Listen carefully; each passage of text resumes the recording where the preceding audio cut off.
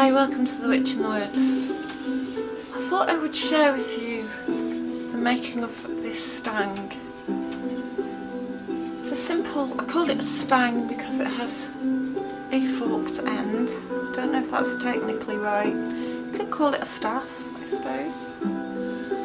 But I wanted to tell you how I found this.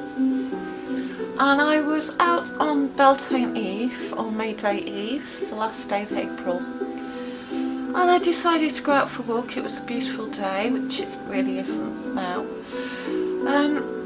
But I just questioned where I should go and what I should do. And I found myself drawn towards a particular little bit of woodland I know that I'd hardly explored, but it's where I filmed acorn magic. And I just felt compelled to go to the acorn woodland. And when I got there, it was lovely. It was covered in bluebells. And as I entered the woodland, I had a little message in my mind saying, today's the day to find a stang. Now, I've never really worked with a staff before, but I immediately looked down and there was this forked branch that was perfect size and perfect shape. So I broke off all the bits that were a bit unnecessary and took it with me. And I then meditated with it for a while in woodlands, and I was told to check which wood I had picked up. And looking around me, I figured out that it was hawthorn, which is a lovely wood to find on the eve of Beltane. And so I took it home and I've stripped it of the bark, and I quite like it simple like this. I've just rough stripped it. I think I'll sand it a little, and then I might decide whether or not to carve it a little. I don't want to do too much whittling because I quite like the shape of it as it is. But yeah, something I've never really worked with before is a staff or a stang.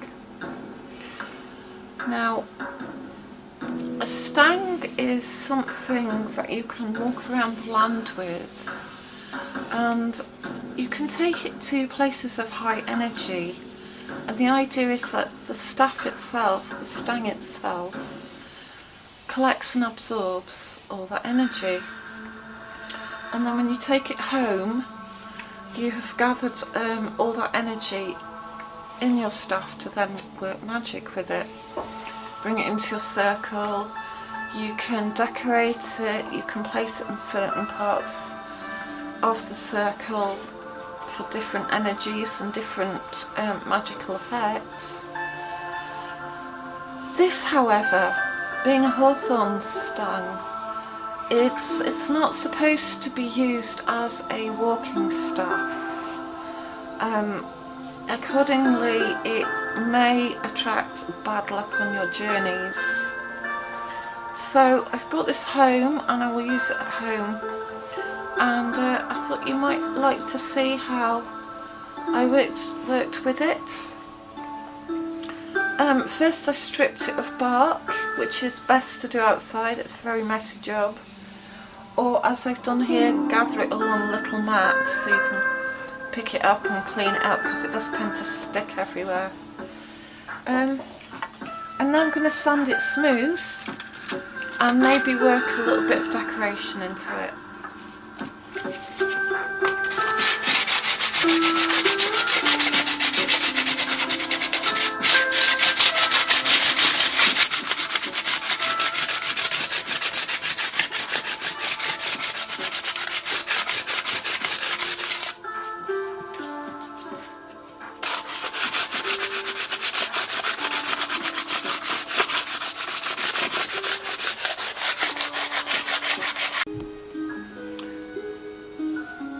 I like keeping part natural wood looking and just trying to accentuate some of these knots, which are quite pretty. I like the lumps and bumps, and I kind of I smoothed some down where they were uncomfortable. Some of them are actually quite good to put your thumb around. And just here there's a lovely little bit of spiral. So without elaborating too much, I'm going to attempt a bit of a spiral in here. I'm going to ask the wood how it wants to be. And I can see it here. See, there's a bit.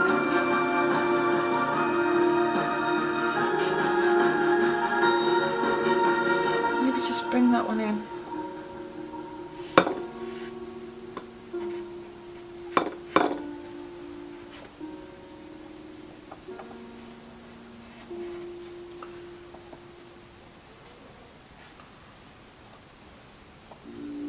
Here.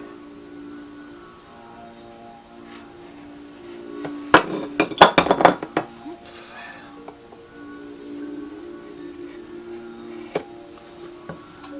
Now then, I have had some practice carving. I had someone who showed me. Oh, I think I've just gone on there a bit. Bring that up a bit. Yeah, the art of whittling is to whittle away from you, and always to, if you're going to carve something, to introduce a stop point, sort of there, and always turn the thing and carve it away if you can. Do watch your fingers, don't put your sweat, blood and tears into it too much.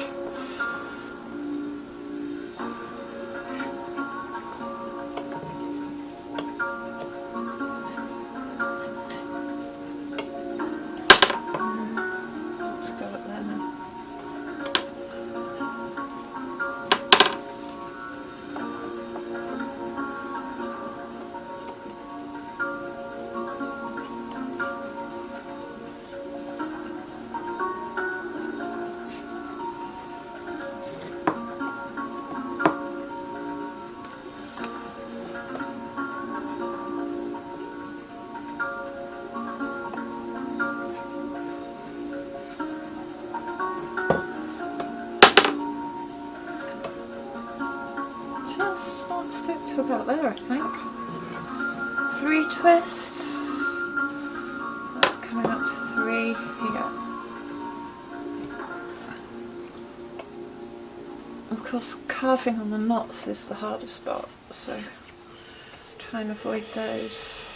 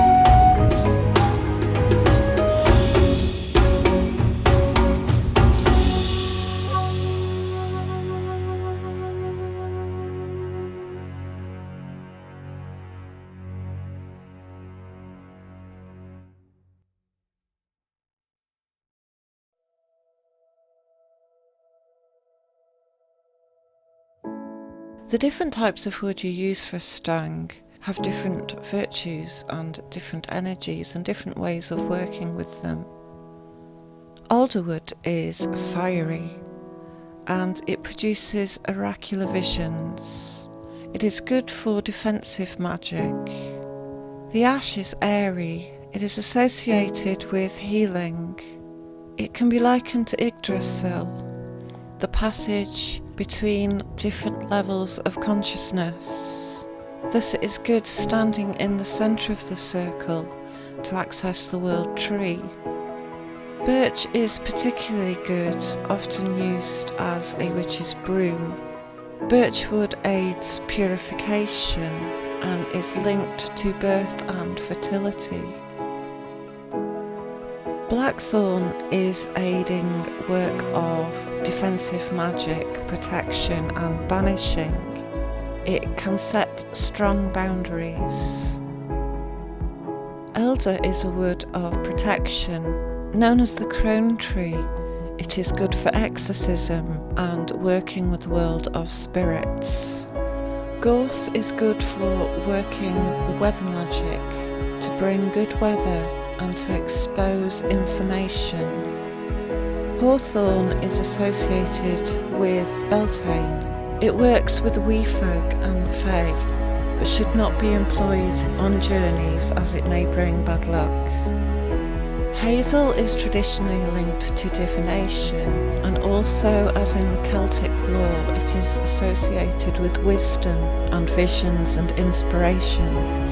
Holly is associated with death and rebirth. It is good for work concerning defensive magic.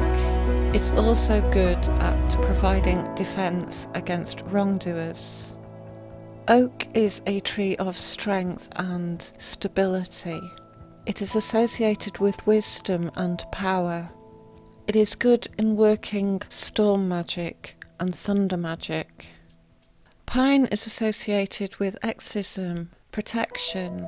It also aids in healing. It can be used to increase power. Rowan or mountain ash lifts curses and all influences of ill wishing. It is a very protective magical staff. Willow is associated with fertility, love and emotions, as well as intuition. It is good when working with the moon. Yew is associated with death and the mysteries of the other worlds.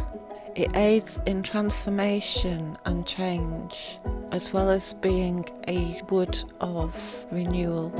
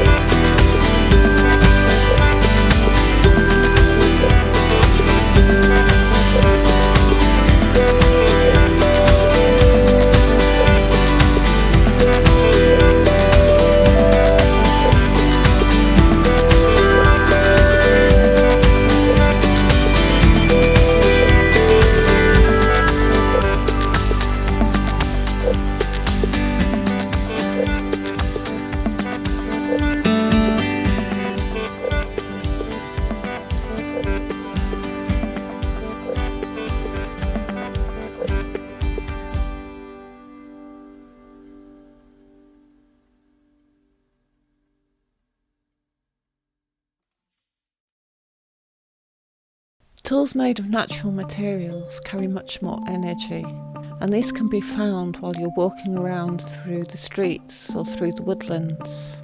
Making your own tools gives them a little bit more power. You can imbue them with your own symbols, something that means something to you. It doesn't really matter what the symbols are so long as you understand them. It is said that the fairy admire works of great craftsmanship and beauty, and therefore whenever you make anything, try and put as much skill as you are capable of in creating something as beautiful and exquisite as you can make.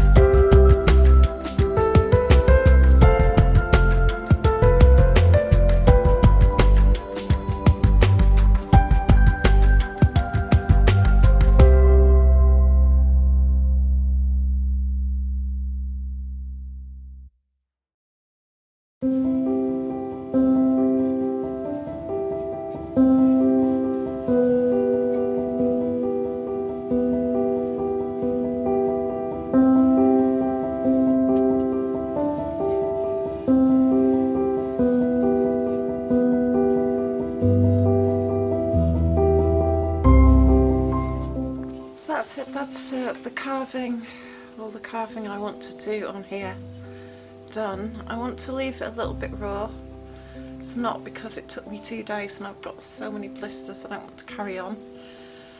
It's because I quite like this, as it looks a little like antler horn. And one other way of making a stang is to put antler horns on the top of a pole. So I like the kind of reference to a slightly antler look. I smoothed it and sanded it down as much as I can. Just put a little bit of decoration in the middle. This actually, to me, represents snake energy, which is quite a traditional pattern to put on a staff or a stang, something representing the snake.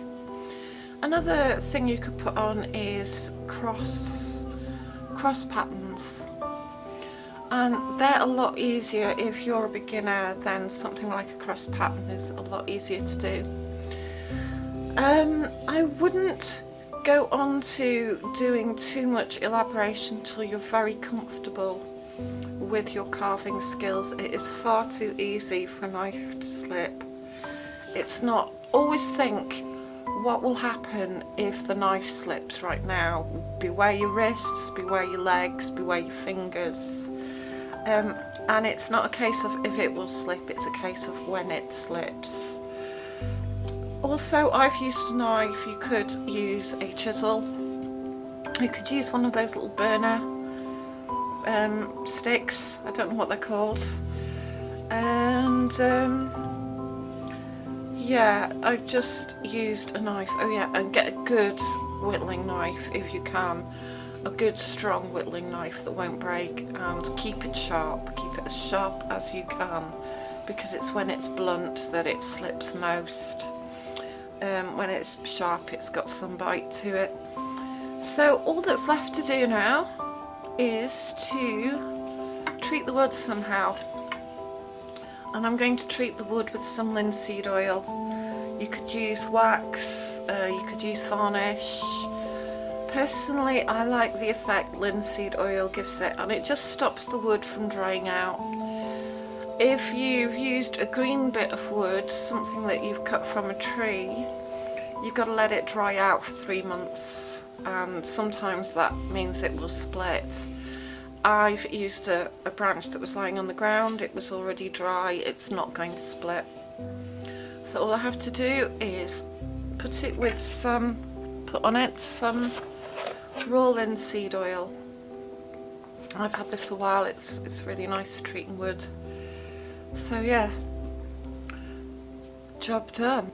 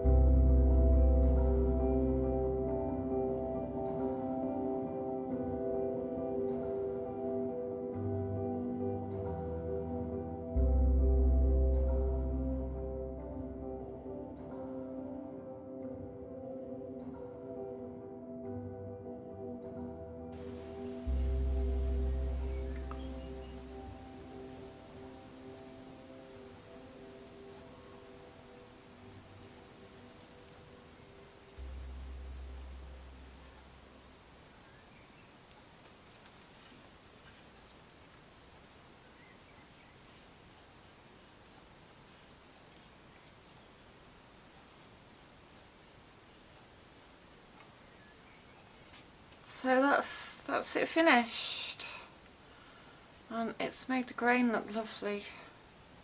Don't scrimp on the oil. The oil will make it darker, but it will bring out all the beautiful grain. Make it look less like a stick and more like a staff. The idea is that it can look like a walking stick. You can walk around, and to anyone who doesn't know it, it's just a walking stick. This one is not to walk with. This one is to work with a fairy. It brings fairy help. I can't help but stroke it, it's lovely. Nothing Freudian in this at all. No, it works with fae energy, and different woods have different properties. I recommend reading, oh no, what's it called? This book. I recommend reading this book if you haven't already. Gemma Gary, Traditional Witchcraft, A Cornish Book of Ways. Interesting book. I'm thoroughly enjoying reading this. I'm only halfway through. But as I say, I looked down and there was a stang. I've picked up bits of wood before to make a staff, but they were obviously never the right bits of wood, whereas I feel that this was the right bit of wood. So there you go. If you want a magical item, you've got to listen to your intuition as to when and how to go and find it. I love it, and I'm going to draw my circles with it, I think, and maybe it'll teach me how to use it. Yeah, it's developing real character, that one. I think I'll make a few out of different woods. Okay, thank you for watching. I hope you enjoyed this and found it of some use. I know it's been a very long video. It took 2 days, honestly. The blisters. Anyway, I love it, so thanks for being here with me, and I hope to speak to you all again soon. Cheers, bye.